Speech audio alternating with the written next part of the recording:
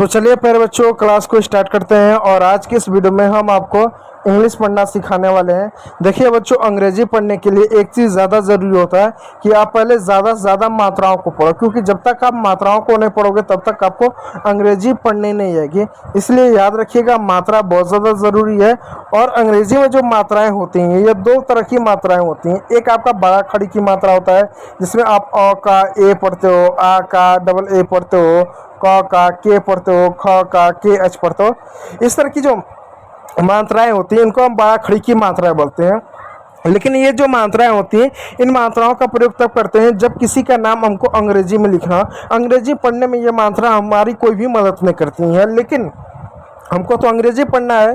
तो अंग्रेजी पढ़ने के लिए आपको अंग्रेजी में बताया गया कि ABCD में जो अंग्रेजी होता है उसमें टोटल 26 अल्फ़ाबेट होते हैं, जिसमें से 5 A, E, I, O, U, ये जो 5 होते हैं, ये आपकी 5 मात्राएं होती हैं। अंग्रेजी का आप छोटा से छोटा शब्द उठा लो, बड़ा से बड़ा शब्द उठा लो, आपको कोई भी ऐसा शब्द नहीं मिलेगा, शब्द नहीं मिल सकता जो इन मात्राओं से ना बना हो। इसलिए इस बात को ध्यान जरूर दीजिएगा।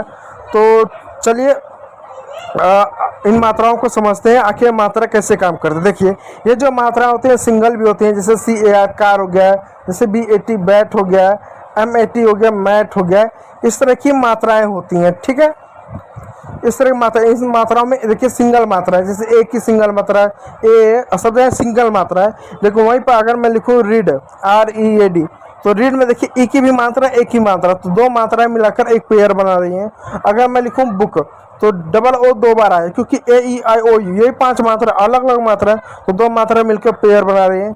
CHAIR लिखूँ तो यहाँ पर देखिए ए और आई दो मात्राएं मिलकर एक पेयर बना रही हैं। तो इस तरह से मात्राओं का पेयर भी होता है, इस बात को आप ध्यान दीजिएगा। तो आज के इस वीडियो में हम जो है आई की मात्रा को पढ़ने वाले हैं, इसको ध्यान दीजिएगा। लेकिन उससे पहले अगर आप ज़्यादा से ज़्यादा कोशिश कर सकते हैं तो आप अंग्रेजी के जो अल्फ़ाबेट के जो हिंदी अक्षर है उसको याद कर लीजिएगा, जैसे ABCDEF, ए का अ, बी का ब, सी का क और स, डी का ड, ई का आई, एफ का फ।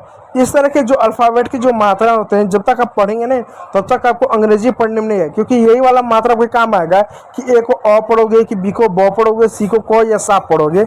इस बात को याद रखिएगा। तो चलिए क्लास को स्टार्ट करते हैं। और आपका नियम नंबर 1 है, क्योंकि ये हमारा पार्ट 1 है आई की मात्रा को पढ़ने के लिए, इस बात को याद रखिएगा। तो देखिए नियम क्या है कि जब 2 या 3 कॉन्सोनेंट के बीच में आई आता है तो आई का उच्चारण छोटी ई की मात्रा के रूप में किया जाता है। ये छोटी ई की मात्रा होती है, ठीक है। अब कैसे किया जाता है वो मैं आपको बताता हूँ। जैसे मान लीजिए यहाँ पे एक शब्द है FIT, तो इसको क्या पढ़ेंगे, एफ को यहाँ पर फ पढ़ते हैं। अब वो वाला फल ये वाला नहीं कि एफ को फ पढ़ना, ये वाला नहीं, एफ को फ पढ़ते हैं वो वाला। तो एफ को फ पढ़ते हैं, आई का छोटी की मात्रा पढ़ेंगे, टी को ट पढ़ते हैं, तो हो गया फिट। ठीक उसी प्रकार यहाँ देख सकते हैं एक शब्द है TILL, टी को ट पढ़ते हैं, आई का छोटी की मात्रा पढ़ते हैं और डबल एल को एक बार ल लिखेंगे। देखिए अंग्रेजी में जब कोई शब्द 2 बार आता है और एक ही जैसे होते हैं, जैसे डबल एल हो गया, डबल एस हो गया, डबल टी हो गया, डबल एम हो गया, इस तरह के जो शब्द होते हैं उनको एक ही बार आमतौर पर हम उसको लिखते हैं। इस बात को ज़रा ध्यान दीजिएगा। चलिए बाकी सब देखिए, जैसे लिट हो गया, किल हो गया, हिप हो गया, सीट हो गया, रिप हो गया, टिप हो गया आदि आप शब्द देख सकते हैं। तो चलिए नियम नंबर 2 को देखते हैं।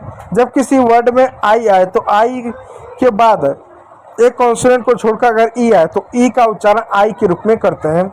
अब इसको आपको विस्तार से समझाता हूँ। देखिए अंग्रेजी का किसी भी शब्द में यदि आई आए, ठीक, आई के बाद एक कॉन्सोनेंट हो, उसके बाद ई हो, तो आई के बाद क्या हो, कॉन्सोनेंट हो, कॉन्सोनेंट के बाद ई हो, तो ई का उच्चारण नहीं करेंगे और इस आई को हम आई पढ़ेंगे, आ की मात्रा प्लस ई पढ़ेंगे। तो एक मात्रा 2 साथ नहीं लगती है, नहीं कि आ की मात्रा भी लगा दी, ई की भी मात्रा लगा दी, ऐसा नहीं कर सकते हैं, ठीक है। तो देखिए कैसे पढ़ेंगे।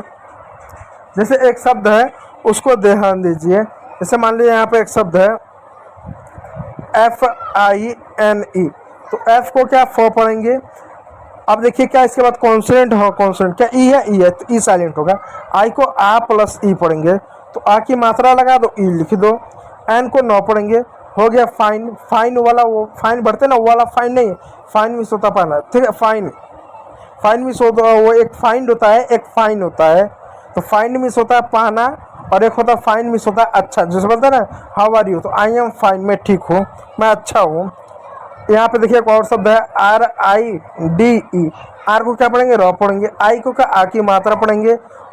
क्यों आ की मात्रा पढ़ेंगे? फिर उसके बाद ई पढ़ेंगे। क्यों आर की मात्रा, आ की मात्रा और ई पढ़ेंगे? उसका सबसे बड़ा कारण ये है कि आई के बाद क्या? एक कॉन्सोनेंट है, उसके बाद ई है, इसलिए आई होगा। तो आ की मात्रा ई। डी का ड हो गया, तो हो गया राइड हो गया।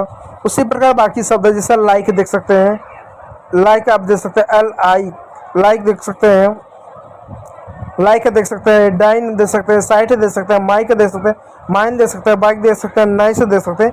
इस तरह के आपको बहुत सारे शब्द आपको देखने को मिलेंगे। ठीक है, चलिए अब नियम नंबर 3 की ओर चलते हैं। नियम नंबर 3 क्या है? जब किसी वर्ड के लास्ट में IE आए, फिर यहाँ पर देखिए दो शब्दों का पेयर आ रहा है, यानी आई भी आ रहा है और ई भी आ रहा है, यहाँ पर पेयर वाली मात्रा, तो वहाँ पर हम उसको आई पढ़ेंगे। अब यहाँ पर भी आई पढ़ेंगे, लेकिन यहाँ पर IE को आई पढ़ेंगे जब शब्द के अंत में आए। वो बीच में आगे पीछे हो सकता है, लेकिन ये शब्द के अंत में आए तो आई पढ़ेंगे। देखिए जैसे यहाँ पे एक शब्द है DIE, तो डी का ड पढ़ेंगे, आई को क्या पढ़ेंगे? आ की मात्रा और ई पढ़ेंगे, हो गया डाई हो गया। उसी प्रकार यहाँ शब्द है PIE, पी का प पढ़ेंगे, आई को आ की मात्रा और ई, पाई हो गया। उसी प्रकार देखिए यहाँ पे एक और शब्द है, टी है, आई है, ई है, टी का ट हो गया, आई ई का आ की मात्रा और ई हो गया टाई हो गया। उसी प्रकार देखिए यहाँ पर LIE है, एल का ल हो गया और आई का आ ई का मात्रा हो गया, आई का आ और ई, लाई हो गया। तो इस तरीके से बाकी शब्द आपके हैं। तो उम्मीद करूंगा वीडियो अच्छा लगा तो लाइक कीजिएगा, चैनल पर तो सब्सक्राइब जरूर कीजिएगा। वीडियो को देखने के लिए बहुत बहुत धन्यवाद।